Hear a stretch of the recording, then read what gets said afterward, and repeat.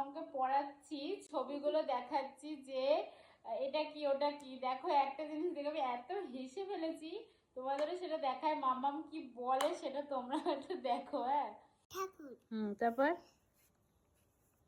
পুতুল, হুম কুকুর, হুম তারপরে এটা ময়ূর, আইসক্রিম।